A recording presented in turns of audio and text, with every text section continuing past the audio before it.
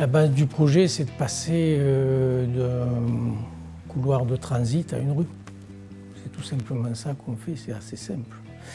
Sauf que c'est large, 50 mètres. 50 mètres au droit de Pardieu, ça c'est important. Et ensuite 23 mètres. Et là, l'enjeu, ce qu'on nous dit, c'est de faire passer tout le monde dans ce tuyau qui fait 23 et qui passe à 50 mètres et qui a lieu de rupture, puisqu'on a favorisé le transit nord-sud avec des ouvrages. Donc comment on fait?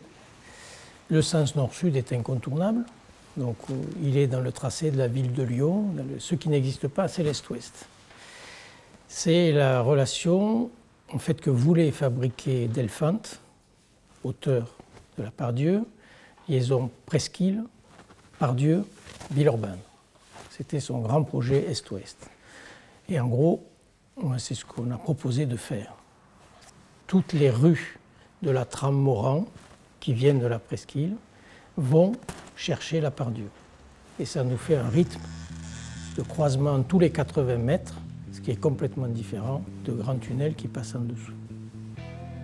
C'est-à-dire qu'on passe d'un système hors sol, comme a été la Pardieu, avec un système de dalles, de passerelles, parce qu'il ne faut pas oublier ça aussi, on a bouché des trémies, mais on a supprimé aussi les passerelles qui permettaient aux piétons de passer au-dessus du grand transit routier. Donc de passer de ce système hors sol à une ville sur le sol.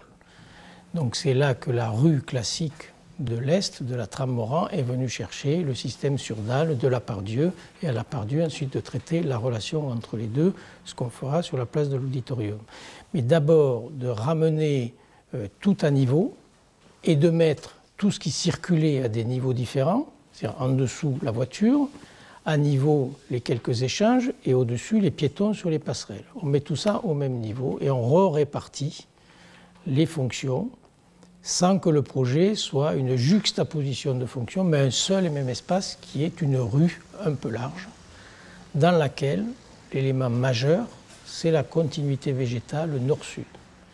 L'ambition la plus forte de ce projet, c'est de faire la liaison parc de la Tête d'Or, parc de Gerland, via toute la ville, en parallèle du Rhône.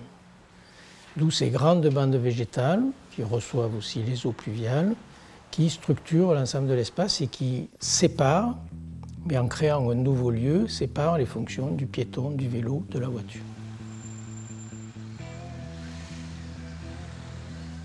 Le problème de la voiture et des flux en règle générale n'est pas un problème comptable. C'est un problème de régularité dans la façon de circuler, de déplacement, de règles du jeu sur le déplacement. Quand on a dit 50, ce qui est la règle sur toute la ville, on a tout réglé, si on respecte le 50.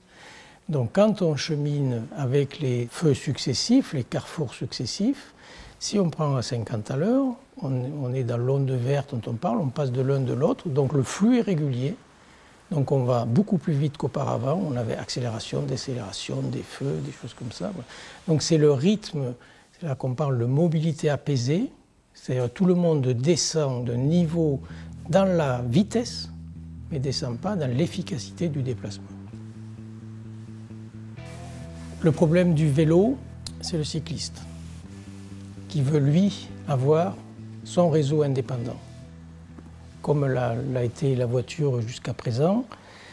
Et l'idée, c'est de lui donner un réseau possible pour qu'il soit en efficacité, c'est-à-dire qu'il ait son trajet régulier, dans le rythme régulier dont on parlait, mais que ce ne soit pas ça qui donne la règle. Ce n'est pas la piste cyclable qui s'impose aux piétons, parce qu'aujourd'hui, le piéton est autant en danger avec les vélos qu'avec les voitures. Parce que les voitures, on les voit, on y fait attention. Et surtout, le vélo, lui, ne fonctionne pas avec le code de la route comme il devrait l'être. Donc, il y a des conflits potentiels entre le vélo et le piéton. C'est ce qu'on essaie d'installer. Donc, on répond à la demande d'avoir une piste cycle et pas une bande de cycle. On a des feux, de la même manière qu'on répond pour la voiture, donc ce qui est en mouvement rapide a des feux, et le piéton, lui, reste prioritaire.